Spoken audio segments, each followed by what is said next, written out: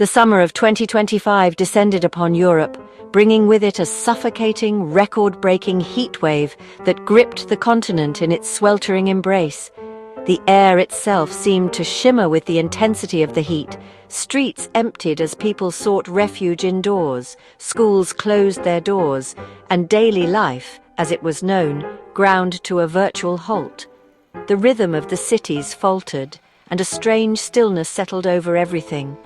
Temperatures soared to unprecedented levels, pushing the limits of human endurance. In 12 major cities across the continent, heat-related deaths tripled, overwhelming healthcare systems and stretching resources to their breaking point. The heat disproportionately impacted the elderly, who struggled to cope with the extreme conditions, the sick, already weakened and vulnerable, and those without access to adequate shelter or resources. Families mourned loved ones, their grief echoing through the stifling heat, lost to a crisis that exposed deep-seated vulnerabilities. It exposed the fragility of our systems, revealing how easily they could be overwhelmed by the forces of nature.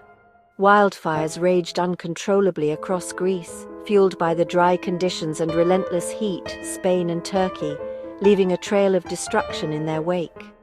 Homes were reduced to ashes, and ancient ecosystems, irreplaceable treasures of our planet, were decimated. The sun, once revered as a symbol of life and vitality, became a palpable threat, a harbinger of suffering and devastation. It served as a stark reminder that climate change is no longer a distant threat looming on the horizon, but a present-day reality.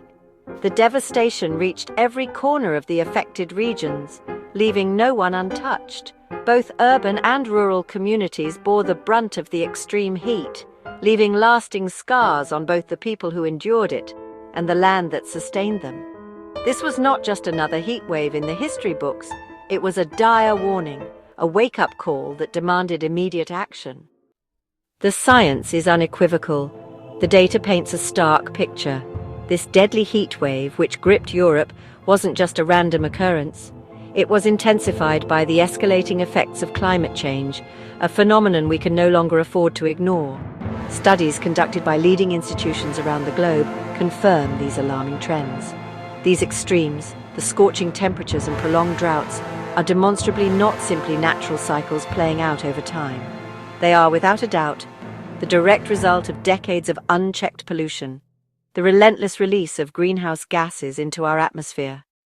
June 2025 stands as a grim milestone, marking Western Europe's hottest June on record, a testament to the accelerating pace of climate change. Globally, the situation is equally concerning. It was the third warmest ever recorded, a clear indication that our planet is rapidly approaching a critical threshold. Each fraction of a degree of warming brings with it a cascade of devastating consequences, leading to more suffering and instability across the globe.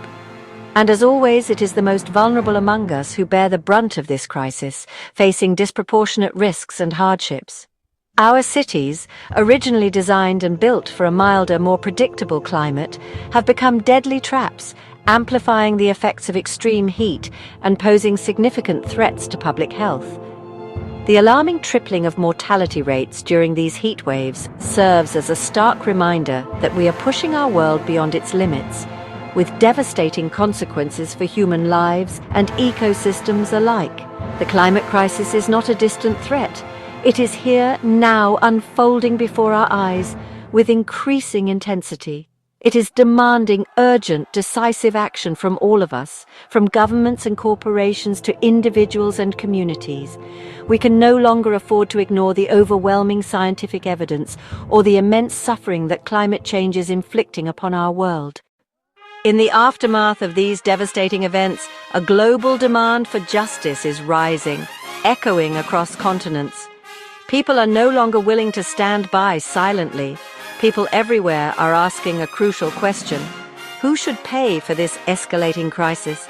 Who bears the responsibility for the damage inflicted upon our world? A major survey encompassing voices from around the globe found that a staggering 8 in 10 people support taxing major polluters to fund essential climate adaptation and recovery initiatives. These initiatives are crucial for building resilience in vulnerable communities. The public overwhelmingly wants fossil fuel giants, companies like Shell and Total Energies, to cover the substantial costs of the widespread damage they've undeniably caused to our environment and communities. Campaigns like Greenpeace's powerful Stop Drilling, Start Paying initiative are effectively channeling this widespread demand for accountability into concrete action and tangible change. The Polluters Pay Pact is uniting diverse voices worldwide, forging a powerful coalition for climate justice, calling for governments across the globe to implement policies that make polluters pay their fair share of the environmental burden. The message resonating from every corner of the world is undeniably clear. Profits can simply no longer be prioritized at the unacceptable expense of both people and the long-term health of our planet. Accountability is no longer a mere aspiration.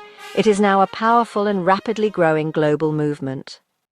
The summer of 2025 must be a turning point. Demanding that polluters pay is about justice and about funding real solutions. We need solidarity cities designed for safety, support for the vulnerable, and investment in clean energy. Political leaders must act, enacting fair taxes and investing in resilience. As individuals, we can support these efforts and make choices that reflect the future we want. Every action matters in building a just, sustainable world. We stand at a crossroads: more disasters or a hopeful, resilient future. For our children and our planet, the time to act is now.